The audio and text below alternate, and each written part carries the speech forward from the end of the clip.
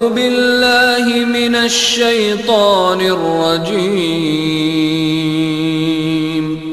بسم الله الرحمن الرحيم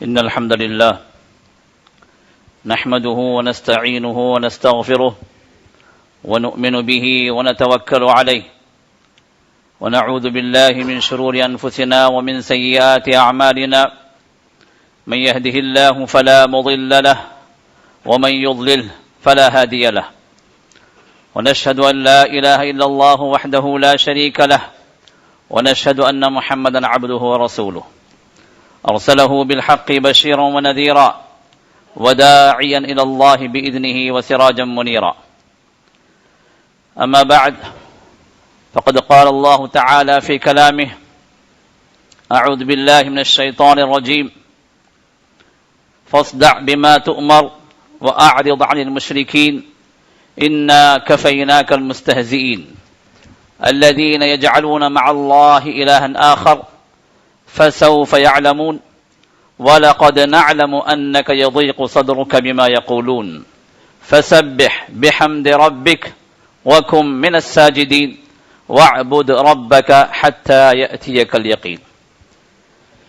ہر قسم کی حمد و ثنا، ہر قسم کی تعریف و تقدیس، ہر قسم کی تحمید و تمجید صرف اس اللہ وحدہ لا شریک لہ کے لیے لائق ہے، جس نے ہمیں اور آپ کو اسلام سے مشرف کیا، جس نے ہمیں اور آپ کو محمد رسول اللہ صلی اللہ علیہ وسلم جیسے عظیم رسول کی امت میں پیدا فرمایا۔ کروڑا درود و سلام ہو محمد رسول اللہ صلی اللہ علیہ وسلم پر، جو صرف ہمارے اور آپ کے ہی نہیں بلکہ ساری جہان انسانیت کے لیے رہبر رہنما۔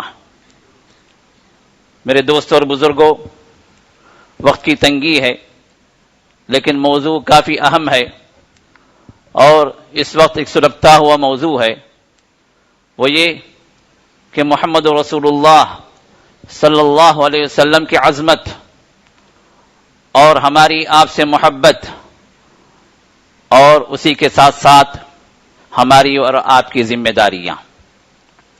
آج کا یہ دور ہے جس کے اندر محمد رسول اللہ صلی اللہ علیہ وسلم کی شان میں گستاخیاں ہر جگہ اور ہر سو ہمیں دیکھنے میں نظر آ رہی ہیں، سننے میں مل رہی ہیں۔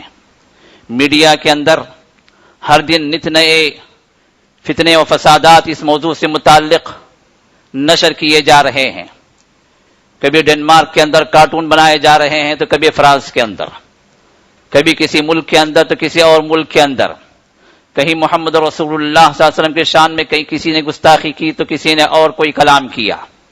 تو اس طرح کی بے شمار باتیں محمد رسول اللہ صلی اللہ علیہ وسلم، جو اس کائنات کے سب سے عظیم ترین انسان ہے، جو اس کائنات کے سب سے بلند مرتبے کے انسان ہیں، جو اللہ کے سب سے بڑے حبیب ہیں، جو اس پوری امت کے لیے ہادی اور رہبر رہنما ہے، جو آخری پیغام لے کر اللہ کی طرف سے اس دنیا کے لیے آئے، جس کے ذریعے سے انسانیت اللہ کی جنتوں میں داخل ہو اور جس سے ہٹ کر انسان اللہ کی جہنم میں داخل ہو جائے۔ ایسے عظیم رسول کے خلاف ایسی گستاخیاں اور ایسے عظیم رسول کے خلاف ان کی شان کے اندر تنقیص اور ان کی شان کے اندر کمی اور ان کی تذلیل بے شک کسی بھی مسلمان سے برداشت کے باہر۔ اور اسی کے نتیجے میں ہم دیکھتے ہیں کہ بہت سارے لوگ، بہت سارے ری ایکشنز ان سے ظاہر ہوئے۔ کہیں کسی نے کہیں گھس کر کسی کو قتل کر دیا، 10-12 آدمی کو مار کر اس نے سمجھا کہ میں نے حق ادا کر دیا، کہیں نعرے لگا دیے، کہیں پروسیشن نکال دیے، کہیں جلوس اور جلسے جو ہے قائم کر دیے، کہیں محفلیں لوگوں نے منعقد کر دیں، اور کہیں جو واٹس ایپ کے لوگوں کو لوگوں نے متحد کر دیا کہ نہیں اسی لوگوں پہ سب لوگ جمع ہو جائیں تاکہ محمد رسول اللہ کی محبت کا اظہار ہو جائے۔ یہ مختلف قسم کے ایکشنز لوگوں سے جو ظاہر ہوئے ہیں، در حقیقت یہ ری ایکشنز ہیں ان کرتوتوں کے جو دشمنان اسلام نے محمد رسول اللہ صلی اللہ علیہ وسلم کی شان میں گستاخیوں کے طور پر کیے. بے شک یہ وقتی طور پر یہ ابال، یہ مسلمانوں کا جوش، یہ اپنی جگہ جو ہمیں نظر آ رہا ہے، جس کے ذریعے سے ہر انسان یہ کہہ سکتا ہے کہ بھائی انہوں نے اس طرح کیا تو ہم نے اس طرح کیا. یہ ہمارا ری ایکشن ہے، یہ ہمارے جوش جذبہ، یہ ہمارے رسول کی شان میں گستاخی کا یہ رد عمل ہے. ٹھیک ہے اپنی جگہ، لیکن کیا محمد رسول اللہ صلی اللہ علیہ وسلم نے ہمیں اس معاملے میں نہتا کر دیا؟ اس معاملے میں ہمیں بہرا چھوڑ کر چلے گئے؟ محمد رسول اللہ صلی اللہ علیہ وسلم تو وہ نبی ہیں، لقد کان لکم فی رسول اللہ اسوۃ حسنہ، کہ محمد رسول اللہ صلی اللہ علیہ وسلم تمہارے لیے اسوہ حسنہ، بہترین نمونہ. کس کے لیے؟ لمن کان یؤمن باللہ والیوم الآخر، ہر وہ انسان کے لیے جو اللہ پر یوم آخرت پر ایمان رکھتا ہو. جو بھی مومن ہے، جو بھی مسلمان ہے، اس کے لیے محمد رسول اللہ صلی اللہ علیہ وسلم کی زندگی میں نمونہ. کس چیز میں نمونہ؟ ہر چیز میں نمونہ، چاہے وہ اجتماعی زندگی ہو، چاہے انفرادی زندگی ہو، چاہے رات کے معاملات ہوں، چاہے دن کے معاملات ہوں، چاہے تجارتیں ہوں، چاہے لین دین ہوں، چاہے شادی بیاہ ہوں، چاہے موت کے مسائل ہوں، چاہے میراث کے مسائل ہوں، چاہے دین کے امور ہوں، عبادات کے امور ہوں، ہر معاملے کے اندر محمد رسول اللہ صلی اللہ علیہ وسلم نے ہمیں اپنا اسوہ چھوڑ کر آپ نکلے ہیں.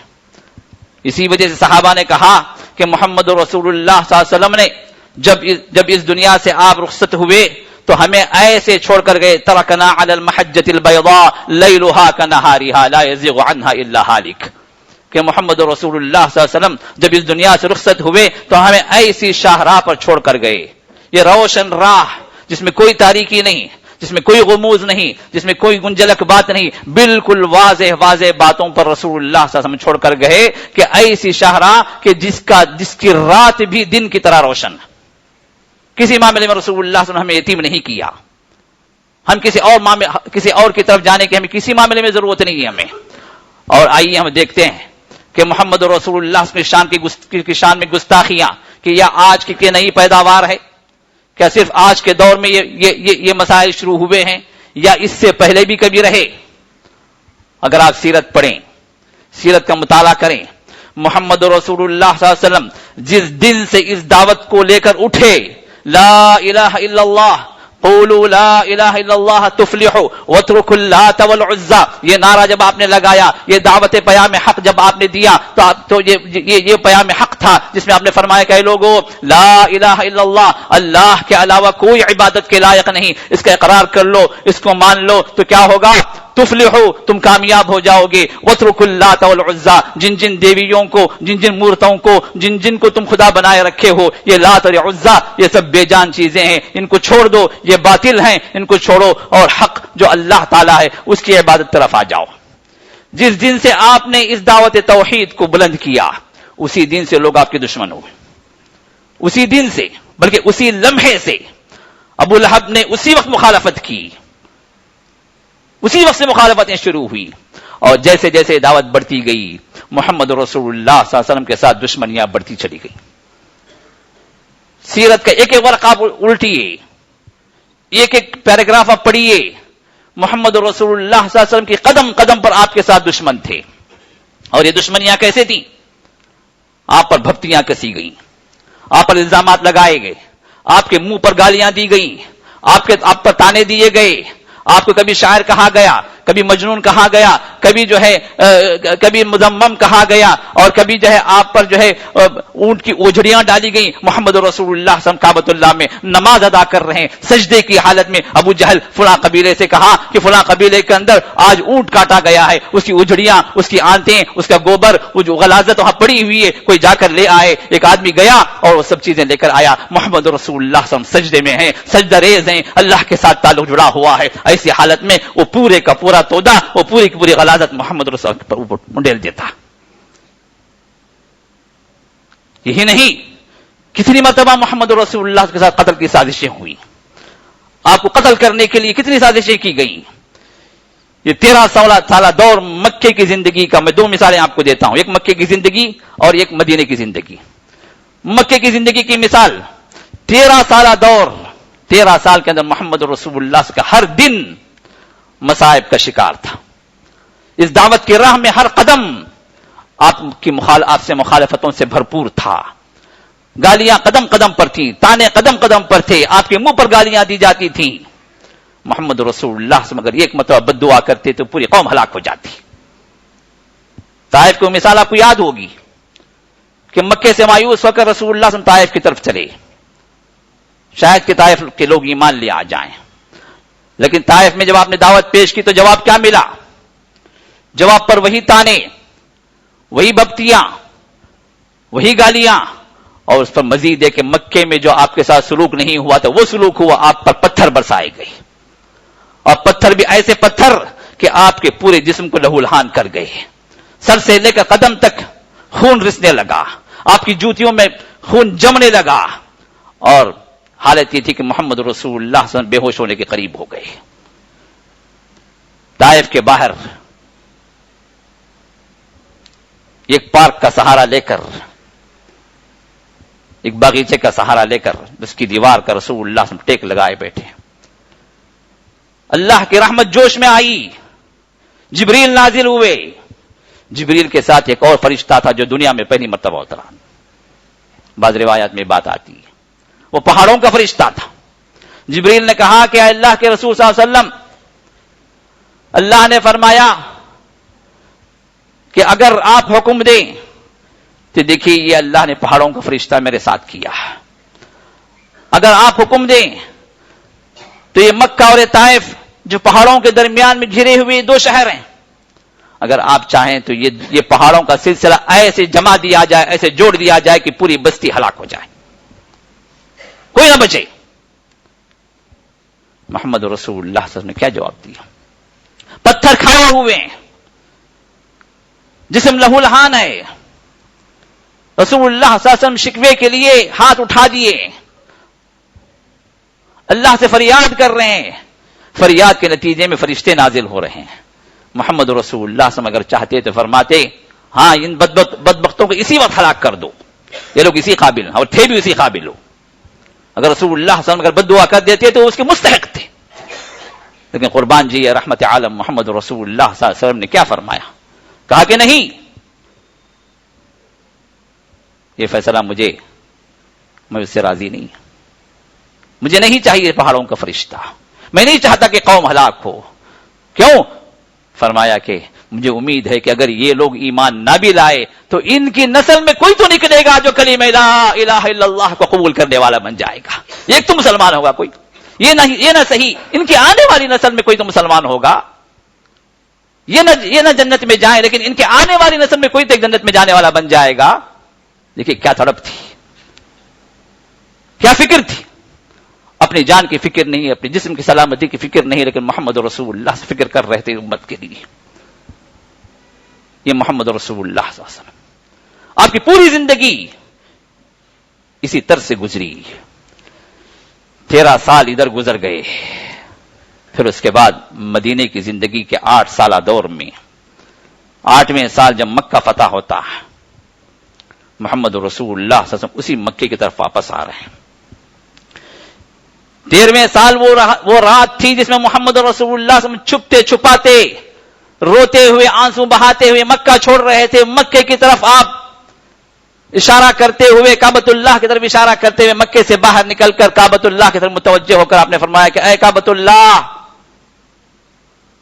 تو میرا بڑا عزیز ہے. اے مکہ، تو میرے لیے بڑا پیارا شہر ہے. اگر یہ یہاں کے باسی اگر مجھے نہ نکالتے تو میں کسی قدم یہاں سے نہیں نکلتا، لیکن میں مجبور ہوں. رسول اللہ صلی اللہ علیہ وسلم وہاں سے نکل رہے ہیں. اس رات کے اندھیرے میں آپ نے ہجرت کی اور دن کی روشنی میں 8 سال کے بعد آپ نے مکہ فتح کیا. فاتح بن کر داخل ہو رہے مکے کے اندر پوری فوج کے ساتھ، 10,000 کی فوج آپ کے ساتھ. فاتح مکہ بن کر داخل ہو رہے ہیں. وہی سرداران قریش جو آپ کے جان کے پیچھے پڑے ہوئے تھے، جو آپ کو ہر قدم پر قتل کرنے کے تیار تھے، جو آپ کو ہر لمحہ آپ کو تکلیف دینے کے لیے اور آپ پر تانے اور گالیاں دیتے ہوئے انہوں نے زندگی گزاری تھی. وہ 13 سالہ دور آپ کی زندگی کے سامنے، آپ کی آنکھوں کے سامنے بالکل ایک فلم کی طرح آپ کے سامنے موجود ہے. ان سب کے چہرے آپ دیکھ رہے ہیں جو وہاں پر قیدی بن کر آپ کے سامنے سرنگوں ہو کر کھڑے ہوئے ہیں. کس نے کیا کیا آپ کے ساتھ، آپ کے صحابہ کے ساتھ کیسے ظلم و ستم ہوئے، بلال کے ساتھ کیا ہوا، صہیب رومی کے ساتھ کیا ہوا، خباب بن ارت کے ساتھ کیا ہوا، سمیہ کے ساتھ کیا ہوا، سب کے ساتھ جو ظلم و ستم ہوئے، ان سب ظالمان، وہ سب ظالم لوگ جنہوں نے یہ ظلم و ستم ڈھائے تھے، سب کے سامنے کھڑے ہوئے ہیں۔ اور رسول اللہ صلی اللہ علیہ وسلم نے ان سے پوچھا تم مجھ سے کیا امید کرتے ہو، میں تمہارے ساتھ کیا سلوک کروں؟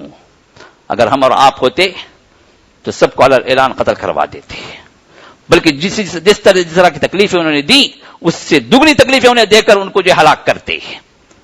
لیکن رحمت عالم محمد رسول اللہ صلی اللہ علیہ وسلم نے ان کے ساتھ جو سلوک کیا تاریخ میں سنہرے الفاظ سے لکھنے کے قابل ہے، بلکہ اس سے بھی کوئی زیادہ قیمتی کوئی شے ہے تو اس سے لکھی جائے۔ اور ایسا عمل، ایسا رویہ اللہ کی قسم نہ محمد رسول اللہ سے پہلے کسی حکمران نے کیا، نہ اللہ کے رسول کے بعد کسی حکمران نے اس وقت تک کسی نے ایسا عمل کیا۔ کیونکہ فاتح جو ہوتا ہے نشے میں چور ہوتا ہے، ظلم و ستم اس کے رگ رگ میں پیوستہ ہوتا ہے، اس وقت جو چاہے وہ کرے۔ اور یہی کیا تھا، ہلاکوں نے کیا کیا، اسٹالین نے کیا کیا، فلان ہٹلر نے کیا کیا، فلان نے کیا کیا۔ جو بھی فاتح بنتا ہے وہ مظلوموں کو گاجر موڑی کی طرح کاٹتا ہے۔ اور یہاں تو مظلوم نہیں تھے، یہاں تو ظالم ٹھہرے ہوئے تھے، یہاں تو ظالم کھڑے ہوئے تھے آپ کے ساتھ میں۔ 1 سال کا ظلم نہیں، 2 سال کا ظلم نہیں، 13 سال کا ظلم آپ کے سامنے موجود تھا۔ یہ ظالم سب آپ کے سامنے سر نگو کھڑے ہیں، کیا سزا ہے ان کی؟ رسول اللہ صلی اللہ علیہ وسلم نے کیا فرمایا؟ اذهبوا انتم الطلقاء، چلے جاؤ، میں نے تم سب کو معاف کر دیا، تم سب آزاد ہو، جہاں چاہے جو چاہے چلے جاؤ۔ بلکہ دشمن خدا، دشمن رسول ابو سفیان جو تھا، جو غزوہ احد کے اندر سردار بن کر آیا تھا، پوری قوم کو لے کر آیا تھا اللہ کے رسول سے لڑنے کے لیے، جنگ احزاب کے اندر بھی وہ سردار تھا، ایسے سردار کے گھر میں اللہ کے رسول نے فرمایا جو کعبۃ اللہ کے جو مسجد حرام کے اندر آ جائے، من دخل البیت فهو آمن، من دخل دار ابی سفیان فهو آمن، جو ابو سفیان کے گھر میں داخل ہو جائے اس کو بھی امن دے دیا جائے گا۔ مکے کا سردار تھا، اس کی سرداری کی عزت کرتے ہوئے رسول اللہ نے فرمایا کہ وہ سردار ہے، اس کے گھر میں بھی جو داخل ہو جائے اس سے بھی کوئی تعرض نہیں کیا جائے گا، جو کعبۃ اللہ کے اندر آ جائے اس سے بھی کوئی تعرض نہیں کیا جائے گا، جو فلاں کے گھر میں چلا جائے اس سے کوئی تعرض نہیں کیا جائے گا۔ محمد رسول اللہ صلی اللہ علیہ وسلم نے سب کو معاف کر دیا۔ اور یہ سلوک تھا، یہ وہ اخلاق تھے۔ آج کہتے ہیں کہ محمد رسول اللہ ٹیررسٹ تھے، ذرا بتاؤ کہ ایسا عادل اور رحم دل، عادل ہی نہیں بلکہ ایسا رحم دل حکمران، ایسا رحمت والا حکمران تاریخ نے کبھی پیش کیا اس دنیا کے اندر؟ پوری تاریخ اٹھا لیجیے، جتنے بادشاہ گزرے ہیں ان میں سے کسی ایک بادشاہ کا ہمیں ذکر ملا دے، کسی ایسے بادشاہ کو ہمیں دکھا دے جس نے تاریخ نے لکھا ہو کہ اس نے اپنے دشمنوں کے ساتھ ایسا رحم دلانہ سلوک کیا ہو۔ اور اس رحمت والے نبی کی شان میں گستاخی کرتے ہوئے تم کہتے ہو کہ ٹیررسٹ تھا؟ عقلیں کہاں چلی گئیں؟ آنکھوں سے اندھے ہو گئے؟ عقل کا ماتم ہے، جس کی پوری زندگی رحمتوں والی ہے، جس کا پل پل انسانوں کو جہنم سے بچا کر جنت میں لانے کے لیے ہر پل جس کی کوشش رہی، جس نے اپنے آپ کو ہلاک کر لیا، اپنے آپ کو تباہ کر لیا۔ اللہ نے فرمایا، میں نہیں کہہ رہا ہوں، اللہ نے فرمایا لعلک باخع نفسک علی آثارہم ان لم یؤمنوا بہذا الحدیث اسفا۔ اے اللہ کے رسول صلی اللہ علیہ وسلم، اگر یہ لوگ ایمان نہ لائیں تو اس فکر میں، اس غم میں کیا آپ اپنے آپ کو ہلاک کر لیں گے؟ کیا آپ اپنے آپ کو تباہ کر لیں گے اس وجہ سے کہ یہ لوگ ایمان نہیں لا رہے ہیں؟ یہ وہ رحمت والا نبی ہے میرے دوستو، جس نے جو سلوک کیا اپنے ظالموں کے ساتھ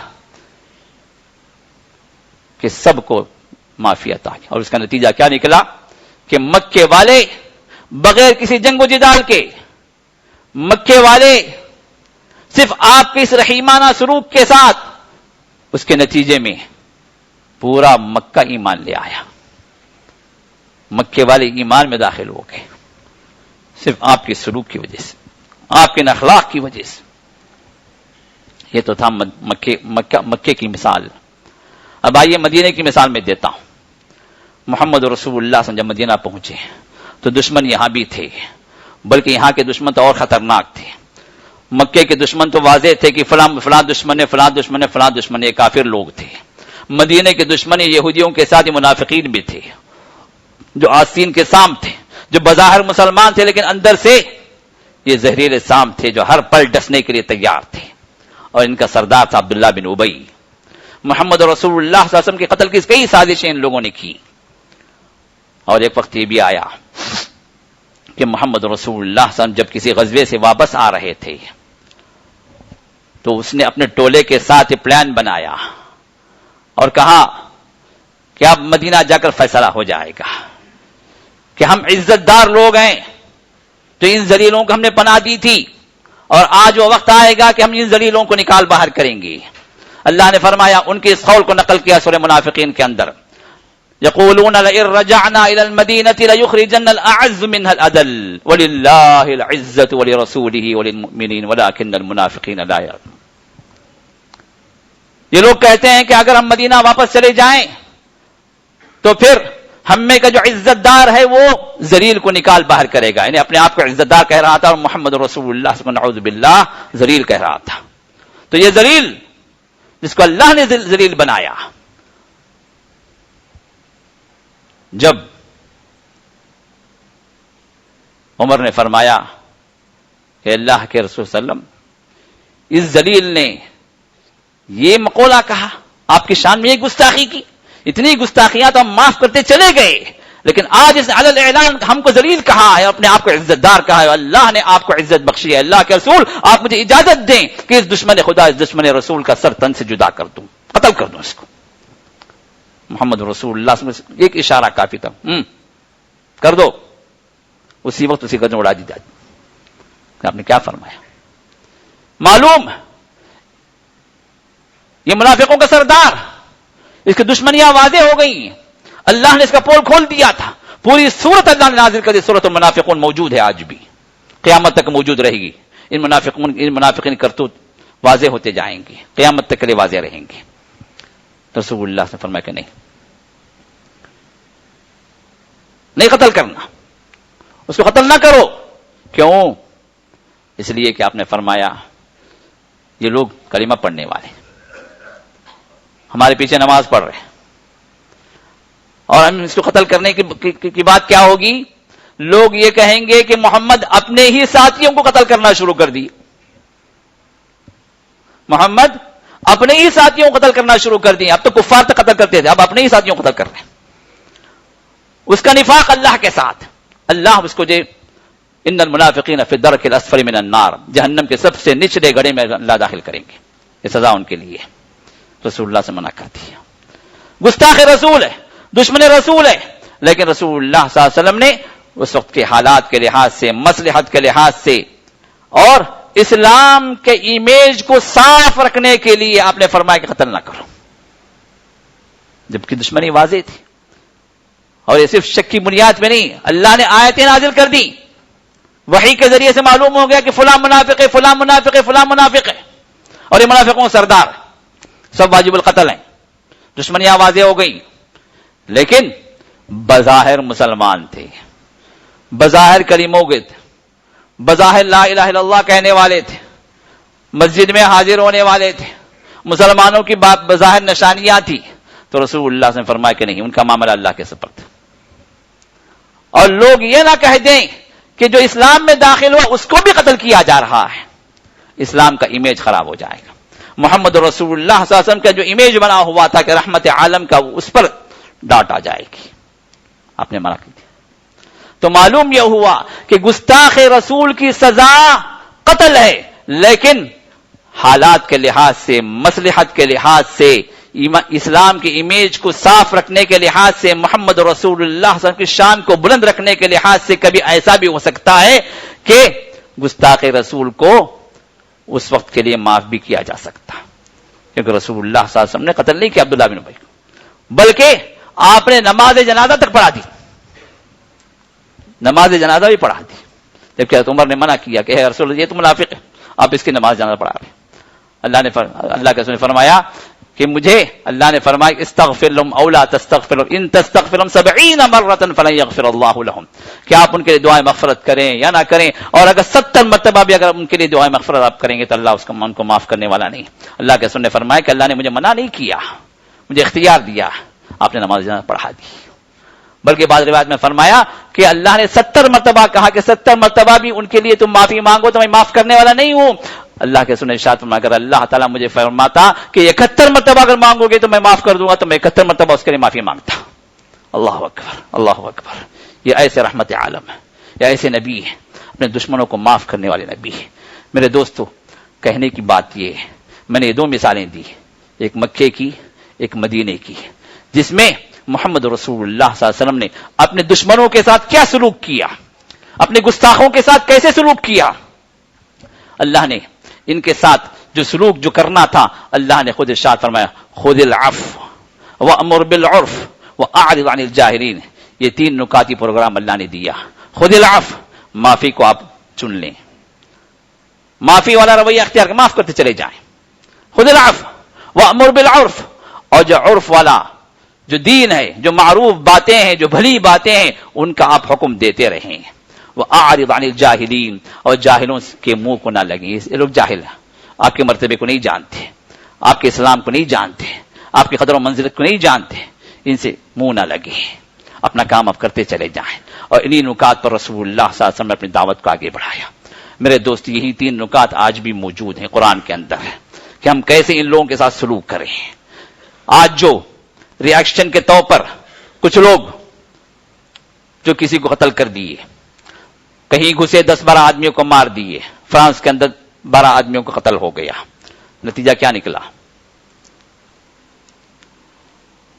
اپنا جوش جذبہ ٹھنڈا ہو گیا، چند لوگ اس معاملے میں مارے گئے، لیکن اس کے بدلے میں پورے مسلمانوں کے لیے یا عمومی طور پر پورے اسلام کے لیے اور ایک مزید انہیں پوائنٹ مل گیا کہ اسلام ٹیررزم سکھلاتا ہے۔ یہ 10-12 آدمیوں کا قتل فرانس کے 1.5 ملین لوگوں کو جمع کرنے کا ایک ذریعہ بن گیا کہ ہم ٹیررزم کے خلاف ہیں، اور ٹیررزم کا مطلب کیا ہے؟ اسلام ہے۔ مسلمان کون ہے؟ ایک داڑھی رکھ لیا، ایک امیج بنا دیا گیا، داڑھی رکھی جائے، شملہ ایک موٹا لپیٹ دیا جائے، اور گلے میں یا ہاتھ میں کلاشنکوف ہو۔ کون ہے یہ مسلمان ہے۔ یہ کون ہے؟ یہی ٹیررسٹ ہے۔ ان کا نبی کون ہے؟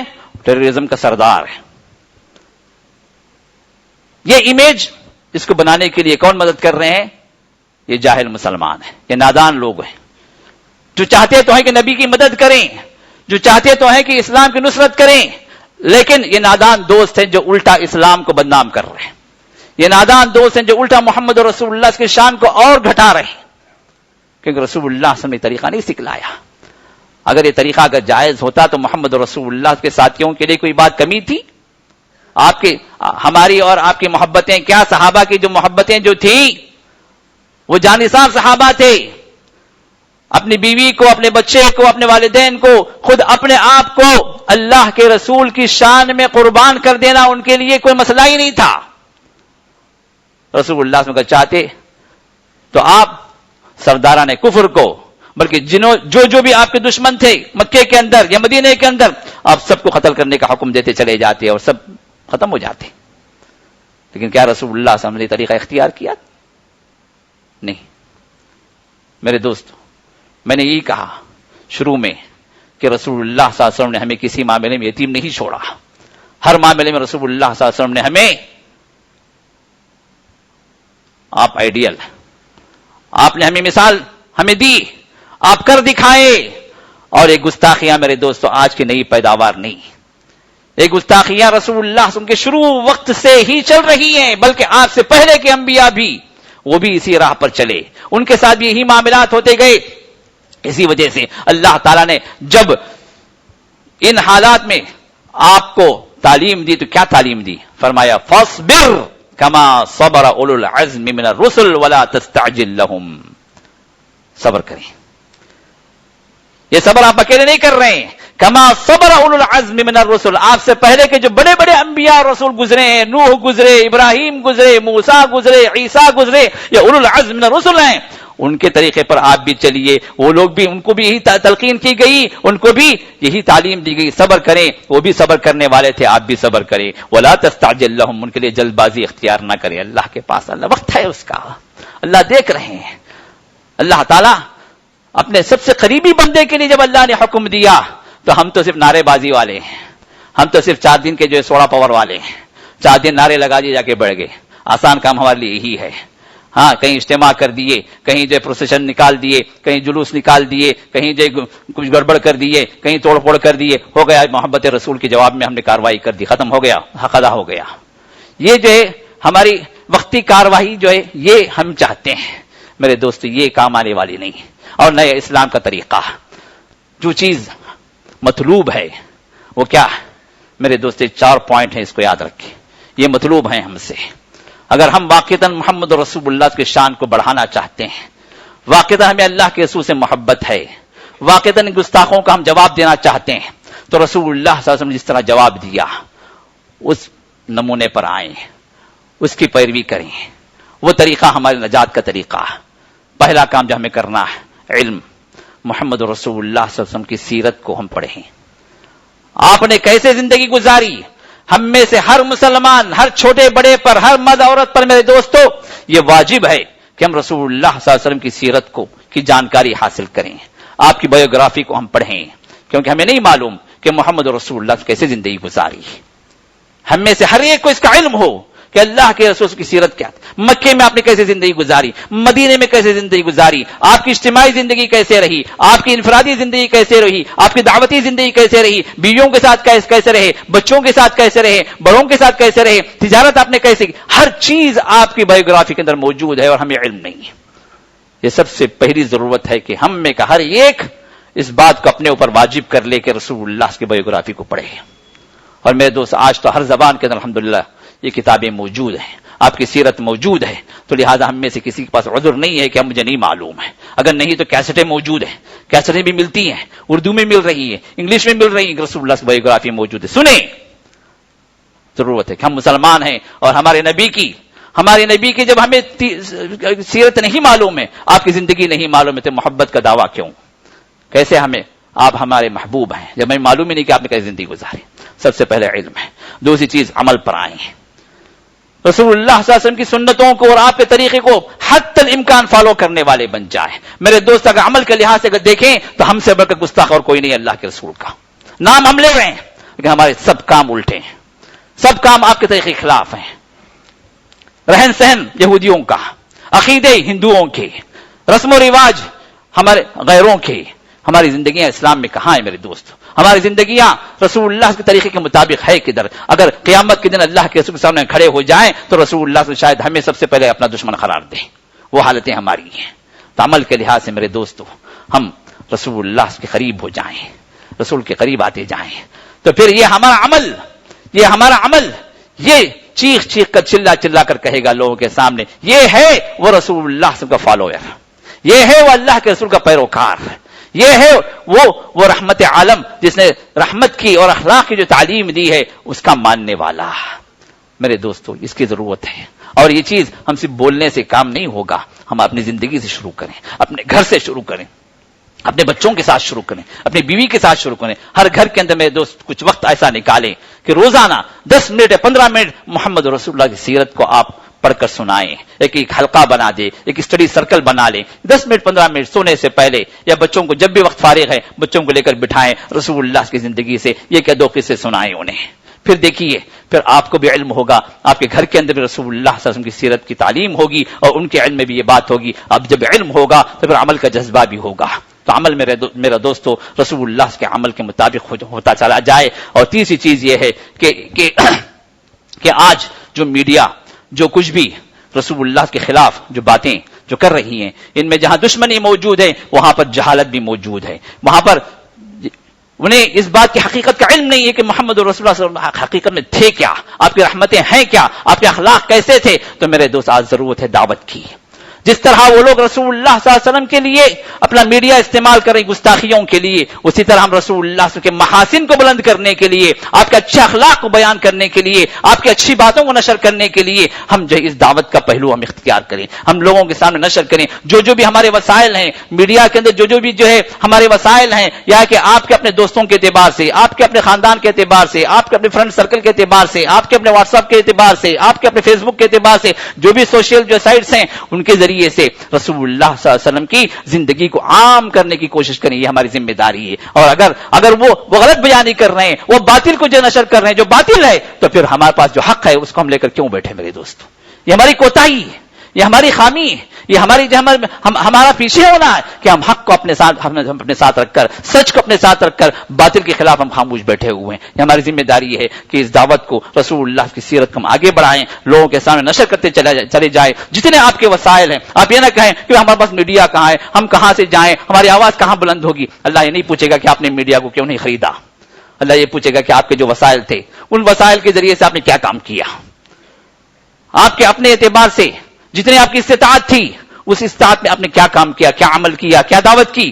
یہ اللہ نے ہر ایک سے آپ کا سوال موجود ہے، ہمارے ساتھ یہ سوال موجود ہے، تو لہٰذا اس سوال کے لیے ہم تیاری کریں۔ اور آخری بات میرے دوستو، یہ نہیں اس کا رد عمل کے طور پر جو ہر جگہ اپنے اپنے طور پر کہیں کچھ کر دیا، کہیں توڑ پھوڑ ہو گئی، کہیں پروسیشن نکال دیا، کہیں جلوس ہو گیا، کہیں نعرے لگا دیے، یہ جو کچھ بھی ہو رہا ہے میرے دوستو، یہ سب اپنے اپنے جذبات کا اظہار ہے، اس سے کوئی مسئلہ حل ہونے والا نہیں بلکہ فساد آگے بڑھنے والا۔ مسئلہ حل ہوگا کب؟ کہ جس کو بھی جو کام بھی کرنا ہے کہ وقت کے جو حق پرست علماء ہیں ان سے رابطہ کریں، ان سے مشورہ کریں، کیونکہ یہ دین ہے، یہ دنیا نہیں ہے کہ آپ جس طرح چاہے کر لیں، یہ دینی عمل ہے۔ تو دینی عمل آپ جب کریں تو وقت کے علماء سے رابطہ کریں۔ علماء یہ دین کا جو صحیح جو منہج ہے، جو صحیح راہ ہے، وہ آپ کو بتلانے والے ہیں۔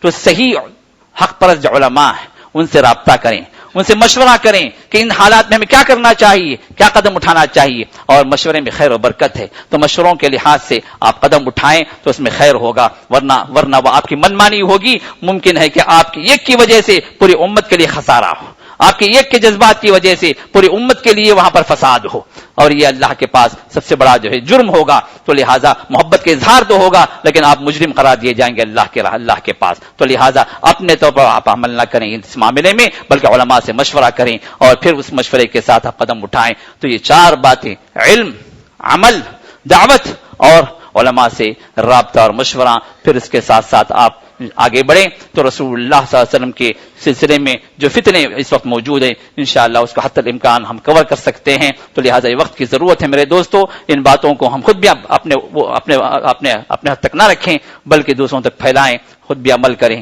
دوسروں کو بھی عمل کی دعوت دیں۔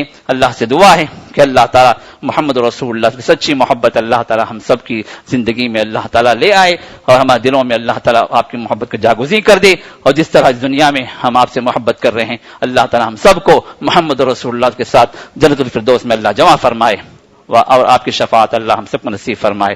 وآخر دعوانا الحمدللہ رب العالمین۔ بارک اللہ لی ولکم فی القرآن العظیم ونفعنی وإیاکم بالآیات والذکر الحکیم، انہ تعالی جواد کریم بر رؤوف رحیم رب حلیم۔